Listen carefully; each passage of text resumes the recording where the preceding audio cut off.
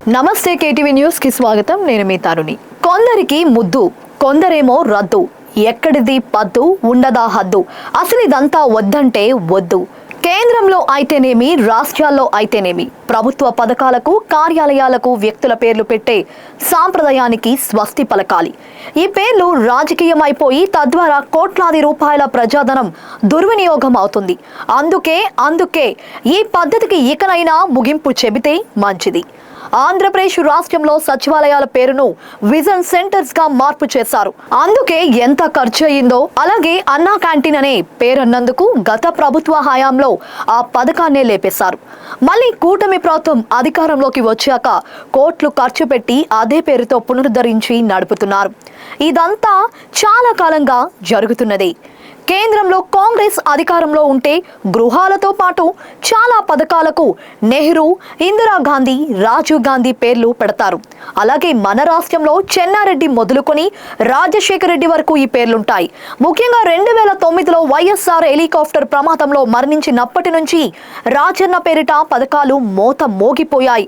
సరే, కేంద్రం విషయం పక్కన పెట్టి మన రాష్ట్రం సంగతే మాట్లాడుకుంటే ఇక్కడ ఇంచుమించు 1983 నుంచి రాజకీయ అయితేనేమి, ప్రభుత్వాలు ఏర్పాటు చేసే విషయంలో అయితేనేమి కాంగ్రెస్, తెలుగుదేశం పార్టీల మధ్యనే ప్రధాన పోటీ. అయితే కాంగ్రెస్ లేదంటే తెలుగుదేశం పార్టీ అధికారంలోకి వస్తూ ఉన్నాయి.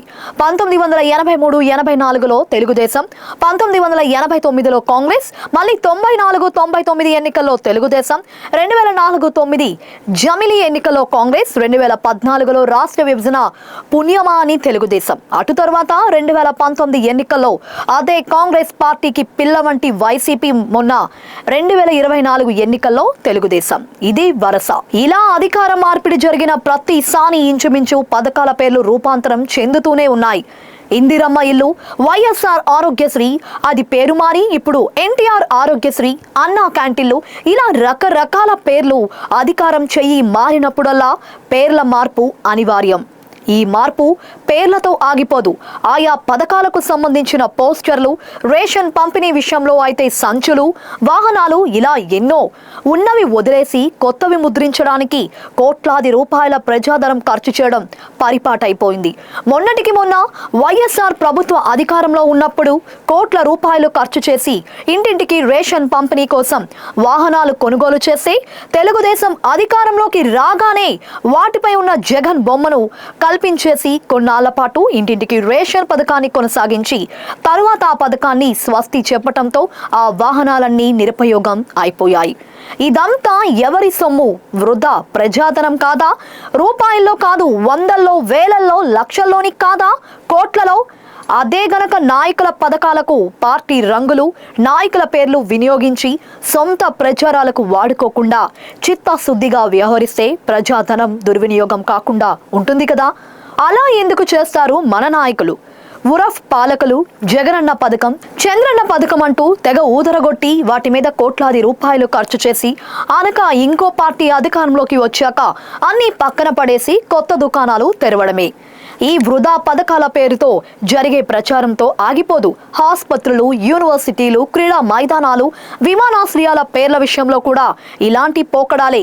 వీటి వల్ల ప్రజాధనం దుర్వినియోగం కావడం మాత్రమే కాక ఆయా పథకాల విషయాల్లో జనాల్లో కొంత అయోమయం, పథకాల ఉనికిపై సందేహాలు, వాటి తీరు పట్ల అనుమానాలు, మొత్తంగా గందరగోళం. అవసరమా ఇదంతా? ప్రజల సొమ్మును ప్రజలకు పంచుతూ పాలకులు దానకర్ణుల్లా ఫోజులు కొడుతుండడం పెద్ద తప్పు. మళ్ళీ పేర్ల విషయంలో ఇన్ని రాజకీయాలు, ఇంత ప్రజాధనం వృధా. గత ప్రభుత్వాలు ప్రవేశపెట్టిన కొన్ని పథకాలను రద్దు చేయడం మరో రోకటిపో. ఒక్కోసారి అవే పథకాలను పేరు తీరు మార్చి కొత్తగా తామే మొదటిసారి ప్రవేశపెడుతున్నట్లు కోట్ల రూపాయలు ఖర్చు చేసి ఊకు దంపుడు ప్రచారాలు. ఎప్పటికీ మారుతారో ఈ పాలకులు? అంతకంటే ముందుగా అసలు ప్రజలు ఎప్పటికీ మేలుకొని పథకాల పేరిట పార్టీలు చేసుకుంటున్న ప్రచారాలను తిప్పికొట్టి ఒక కొత్త మార్పుకు నాంది పలుకుతారో?